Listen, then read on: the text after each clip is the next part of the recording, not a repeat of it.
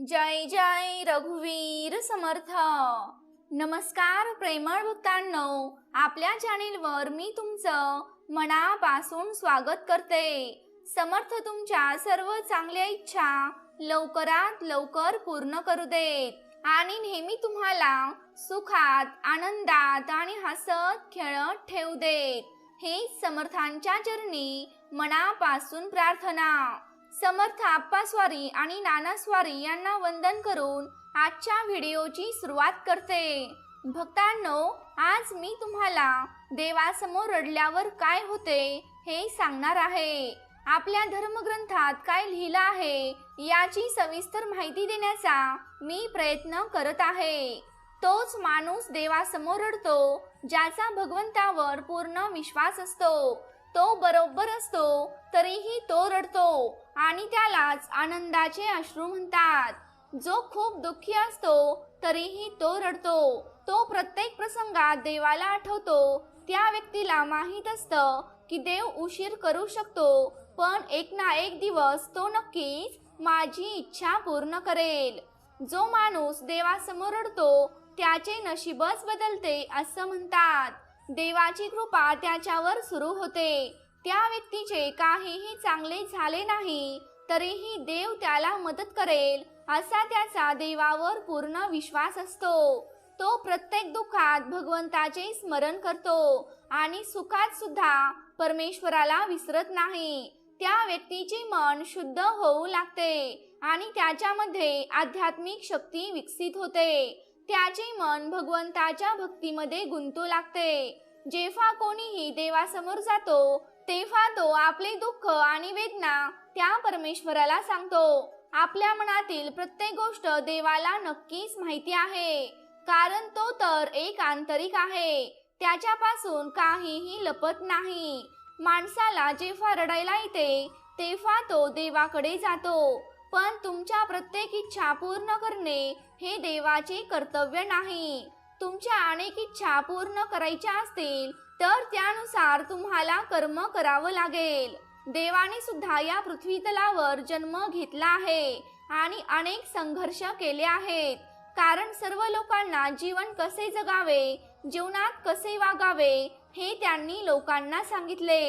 या पृथ्वीला मृत्यूभूमी म्हणतात। पृथ्वीला मृत्यूभूमी असे म्हणले जाते कारण इथे माणूस वेगवेगळ्या प्रकारचे जन्म घेतो आणि मरण पावतो। त्यातून अनेक जातींमध्ये भरकटल्यानंतर अनेक अडचणींवर माणूस जन्माला येतो। प्राणीही खाण्यापिण्याचे काम करतात आणि मुलेही निर्माण करतात, पण माणूस अनेक महत्त्वाच्या शिकवणींसाठी या पृथ्वी तलावर जन्माला आला आहे। आपण या पृथ्वी तलावर मौज मजा करण्यासाठी जन्माला आलेलो नाहीत। या पृथ्वीवर माणूस जन्माला येतो तो त्याच्या चांगल्या आणि वाईट कर्माची फळे भोगण्यासाठीच येतो आणि तो चांगले कृत्य करतो किंवा कोणत्या तरी देवाची भक्ती करतो। प्रामाणिक अंतकरणाने जो भगवंताची प्राप्ती करतो, मानवाकडून कोणत्याही सजीवाला हानी पोहोचणार नाही याची जो काळजी घेतो, त्याच व्यक्तीला भगवंताची प्राप्ती होते। पण याचा अर्थ असा नाही की कोणीतरी तुमच्यावर हल्ला करत आहे आणि तुम्ही ते शांतपणे सहन केले पाहिजे, कारण देवाने देखील त्याचा प्रचार केला आहे। तुमच्यावर जर कोणी अत्याचार करत असेल तर त्याविरुद्ध आवाज उठवावाच लागेल। अन्याय खपवून घेऊ नये। भगवान श्रीकृष्णांनी सुद्धा अर्जुनाला युद्धाची आज्ञा दिली होतीच की जी व्यक्ती प्रामाणिकपणे आयुष्य जगते अशा व्यक्तीला न मागता देवाची विशेष कृपा प्राप्त होते। त्याचे सर्व दुःख कमी होऊ लागते। हळूहळू त्याचा सर्व त्रास कमी होऊ लागतो। तो नेहमी आपल्या मनातील आपल्या आवडत्या देवाचे चिंतन करू लागतो आणि त्याला असे वाटते की देव माझ्या पाठीशी आहे। त्याचे वाईट झाले तरी सुद्धा त्याला देवाची इच्छा समजते आणि तो चांगला असला तरीही त्याला देवाची कृपा समजते। मग अशा व्यक्तीला जगातील सर्व लोकांचे मन वाचण्याचे सामर्थ्य देखील प्राप्त होते। तो योग्य आणि अयोग्य लोकांमध्ये सहजपणे राहू शकतो आणि त्याचा सर्व स्वभाव इतर लोकांच्या तुलनेत खूप वेगळा असतो। तो कधीही कोणाचे वाईट करत नाही. त्याचा स्वभाव शांत असतो आणि त्याला साधे जीवन आवडते. तो भोग विलासाकडे आकर्षित होत नाही. तो फक्त देवाकडे जीवन जगण्याची विनंती करतो, जेणेकरून त्याचे कुटुंब सुखी होईल. चुकीच्या मार्गाने पैसे कमवू नयेत असा तो विचार करतो. तो प्रामाणिकपणे जीवन जगतो. फसवणूक त्याच्या मनात कधीच राहत नाही. प्रत्येक व्यक्ती आपल्या इष्टदेवाची नक्कीच प्रार्थना करतो आणि जेव्हा तो देवाच्या मंदिरात जातो किंवा देवाची भक्ती करतो तेव्हा त्याच्या मनात अनेक चांगले वाईट विचार येतात आणि त्याचे दुःख आठवून तो आपले अश्रू रोखू शकत नाही. तो देवासमोर रडायला लागतो आणि हे चिन्ह खूप शुभ आहे. तुमच्या जीवनात कितीही मोठे संकट आले तरी तुम्ही ते देवाला सांगा आणि मनापासून प्रार्थना करा. देवासमोर मनापासून प्रार्थना केल्यास तुम्हाला चमत्कारिक अनुभव नक्कीच पाहायला मिळतील.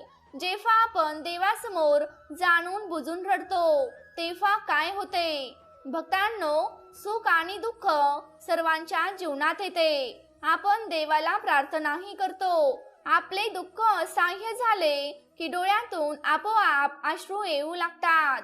असं म्हणलं जातं की जर कोणी देवाची उपासना खूप मनापासून करत असेल तर देव त्या व्यक्तीवर प्रसन्न होतो आणि त्याची इच्छा लवकरच पूर्ण होते. देव हे असे करतो की त्या व्यक्तीला देवाच्या शक्तीवर नक्कीच विश्वास बसावा. सुरुवातीला जर तुम्हाला उदासीन राहायचे नसेल तर तुम्ही देवाची आराधना करा. मग देव तुमची इच्छा पूर्ण करेल. पण प्रत्येक वेळी असे होणार नाही. एक दोनदा असे होऊ शकते. तरीही जर तुम्ही भक्तिभावाने देवाची पूजा केली नाही तर तुमची इच्छा पूर्ण व्हायला नक्कीच वेळ लागू शकतो. आणि जर तुम्ही परमेश्वरासमोर खोटं रडण्याचं नाटक करत असाल तर तो भगवंत आपल्या अंतर्यामी आहे.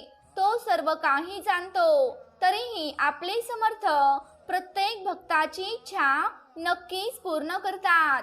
आता आपण जाणून घेऊया की मंदिरात गेल्यावर आपल्या डोळ्यात अश्रू का येतात. एखाद्या देवळात देवाच्या दर्शनासाठी जेव्हा आपण जातो, मंदिरात गेल्यावर आपल्या डोळ्यातून आपोआप अश्रू वाहू लागतात. कितीही प्रयत्न केले तरीही अश्रू आवरता येत नाहीत, कारण आपल्या आयुष्यात खूप दुःख असते. ते आठवून नक्कीच आपल्याला रडायला येते. तुम्ही तुमच्या मनातलं बोलू शकत नाही, पण भगवंत हा अंतरात्मा आहे जो त्याच्या भक्ताचे सर्व दुःख जाणतो. समजून घ्या, मंदिरात बसलेल्या देवांच्या मूर्ती अतिशय चमत्कारिक असतात. मंदिरात मूर्तीची स्थापना करताना त्यांची पूजा केली जाते. त्या मूर्तीमध्ये जीव ओतण्यासाठी अनेक वैदिक तसेच दैवी मंत्र, हवन वापरले जातात. त्यामुळे भगवंताच्या शक्ती त्या मूर्तीमध्ये लीन होतात. संकटाच्या काळी जेव्हा एखादा भक्त मंदिरात जातो तेव्हा त्याच्यातील नकारात्मक ऊर्जा बाहेर पडू लागते आणि जेव्हा तो परमेश्वराची प्रार्थना करतो तेव्हा त्याला सकारात्मक ऊर्जा मिळते आणि परमेश्वर आपल्या भक्ताची हाक पटकन ऐकतो. हजारो व्यक्ती देवासमोर आपल्या मनोकामना पूर्ण करण्यासाठीच मंदिरात जात असतात. जेव्हा एखादी दुःखी व्यक्ती नियमितपणे किंवा आठवड्यातून एकदा तरी मंदिरात जात असेल तर त्याचे नशीब त्याला साथ देऊ लागते आणि तो यशस्वी होऊ लागतो. त्याला कोणीही रोखू शकत नाही, कारण देव त्याच्या पाठीशी असतो. त्याला मान सन्मान मिळतो आणि त्याचे सर्व दुःख लवकरात लवकर दूर होतात. आता आपण जाणून घेऊयात की झोपताना देवासमोर रडल्यावर काय होते. जेव्हा माणूस खूप दुःखी असतो तेव्हा त्याला देवाची आठवण येते आणि तेव्हा तो खूप रडू लागतो. वारंवार अपमान होणं, गरिबी, नशिबानं साथ न देणं, आजारपणानं ग्रासणं, दुसऱ्यांवर अवलंबून राहणं, कुटुंबातील सदस्यांना अस्वस्थ पाहणं, अशा अनेक गोष्टींमुळे माणसे घाबरतात आणि देवाची प्रार्थना करताना ते रडतात. आपण झोपायला जातो तेव्हा आपण देवाला प्रार्थना करता करता तुम्ही रडू लागता. तुम्हाला वाटते की देव तुमची एकही इच्छा पूर्ण करत नाही, पण तरीही तुम्ही देवावर विश्वास ठेवता. तुमच्या आयुष्यात काहीही चांगले घडत नसले तरीही तुमचा तुमच्या देवावर पूर्णपणे विश्वास असतो. तुम्ही कितीही प्रयत्न केले तरी तुमची इच्छा पूर्ण होत नाही. पण भक्तांनो, भौतिक सुखाची इच्छा असेल तर नक्कीच आपल्या इच्छा पूर्ण होणार. आणि यासोबतच समाधान असणे देखील खूप आवश्यक आहे. जेव्हा तुमचे मन शुद्ध होऊ लागते तेव्हा देव तुमच्यावर कृपेचा वर्षाव करतो. कारण देवाचा भक्त चुकीच्या मार्गावर जाऊ इच्छित नाही. भक्तांनो, पहिल्यांदा देव आपली खूप परीक्षा घेतो. मी जर भक्ताची इच्छा पूर्ण केली तर तो मध्येच माझी भक्ती करणं सोडेल का? कारण काही भक्त असे असतात की इच्छा पूर्ण झाल्यावर आपल्या देवाला विसरून जातात. एकदा इच्छा पूर्ण झाली की ते देवाला आठवत सुद्धा नाहीत. हे योग्य नाही. जेव्हा देवाचा भक्त मध्यरात्री देवाचे स्मरण करून रडू लागतो, त्यामुळे तुम्हाला हा सिग्नल नक्कीच मिळेल की तुमचा देवाशी संबंध प्रस्थापित झाला आहे. तुमच्या मनातील सर्व काही देव जाणत आहे आणि म्हणूनच तुम्ही अस्वस्थ आहात. त्याला हे सर्व काही माहीत आहे. अशा व्यक्तीने भगवंताची भक्ती मिळवण्यासाठी नियमित पूजा करण्याचा नियम करावा. त्यामुळे त्याला देवाची दैविक शक्ती मिळू शकेल आणि त्याचे दुर्दैव सौभाग्यामध्ये बदलू लागेल. तुम्ही कोणाचेही नुकसान करत नाही, पण जर कोणी तुमच्यावर अन्याय करत असेल तर त्याला त्याच्या कृत्याची शिक्षा नक्कीच मिळेल. तुम्ही त्याला माफ कराल, पण देव त्या व्यक्तीला कधीच माफ करणार नाही. हे तुमच्या समोरच घडेल. आता आपण जाणून घेऊयात की सकाळी पूजा करताना आपल्या डोळ्यात अश्रू आल्यावर काय होते. सकाळी उठून आपल्या देवाचे स्मरण करून जेव्हा आपल्या डोळ्यात अश्रू येतात तेव्हा समजून जावं की आपल्या आयुष्यातील सर्व दुःख लवकरच नष्ट होणार आहेत. तुम्ही तुमच्या इष्टदेवाला कोणत्याही स्थितीत विसरू नका. देव प्रत्येक भक्ताची हाक ऐकतो आणि वेळ आल्यावर त्याचे सर्व दुःख देखील दूर करतो. तुमची इच्छा पूर्ण व्हायला वेळ लागू शकतो, पण तुमची इच्छा नक्कीच पूर्ण होईल. तुमचा तुमच्या देवावर विश्वास असायला हवा. या परिस्थितीत तुम्ही धार्मिक पुस्तकं वाचली पाहिजेत. धार्मिक पुस्तक वाचताना तुमच्या डोळ्यातून अश्रू देखील येतील. तरीही तुम्ही रोज फक्त 5 मिनिटे जरी धार्मिक पुस्तके वाचली तरी तुमच्यामध्ये एक सकारात्मक ऊर्जा निर्माण होईल. तुमच्यातील सर्व नकारात्मक ऊर्जा नष्ट होऊ लागेल आणि तुमच्या सर्व चिंता संपून जातील. तुम्हाला असा आनंद मिळेल जो याआधी कधीच मिळाला नव्हता. आता आपण जाणून घेऊयात की देवाच्या समोर जप करताना आपल्याला रडायला येणं याचा नेमका काय अर्थ आहे. भक्तांनो, जप माळ करताना किंवा जप करताना जर तुम्ही रडायला सुरुवात केली तर हे सूचित करते की तुमची प्रार्थना त्या परमेश्वराने ऐकली आहे. ज्या प्रकारे तुम्ही देवाला प्रसन्न करण्याचा प्रयत्न करत आहात तो तुमचा प्रयत्न यशस्वी होत आहे. तुम्हाला देवाचा आशीर्वाद मिळणार असल्याची चिन्हे तुम्हाला मिळत आहेत आणि या परिस्थितीत तुम्ही तुमच्या देवाचा जप रोजच्या रोज केला आहे. नक्कीच दैवी शक्ती तुम्हाला देखील प्राप्त होऊ शकते.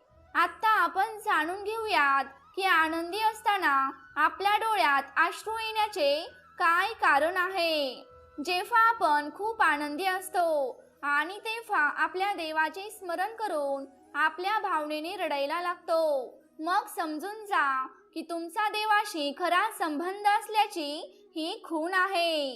आता देव सदैव तुमच्या पाठीशी आहे. तुमचा आत्मविश्वास खूप वाढेल आणि तुमच्या आत असलेली भीती आता संपणार आहे. तुम्ही कोणतेही काम केले तरी त्या कामात तुम्हाला यश नक्कीच प्राप्त होणार आहे. आणि भक्तांनो, आजचा व्हिडिओ इथे संपत आहे. या व्हिडिओमधील माहिती ही अनेक स्रोतांच्या आधारे आणि भक्तांना आलेल्या अनुभवाने तयार केलेली आहे. कोणत्याही प्रकारची अंधश्रद्धा पसरवणे हा माझा मुळीच हेतू नाही. कोणत्याही अंधश्रद्धेला खत पाणी घालणे हा मुळीच हेतू नाही. जय जय रघुवीर समर्थ. तर प्रेमळ भक्तांनो, तुम्हाला आजचा व्हिडिओ कसा वाटला हे मला कमेंट करून नक्की सांगा. तुम्ही जर आपल्या चॅनेलवरती नवीन असाल तर या चॅनेलला नक्की सबस्क्राईब करा. तसंच ती घंटी देखील वाजवायला विसरू नका, जेणेकरून आपल्या नवनवीन व्हिडिओंचं नोटिफिकेशन तुमच्यापर्यंत लवकरात लवकर पोहोचेल. जय जय रघुवीर समर्थ.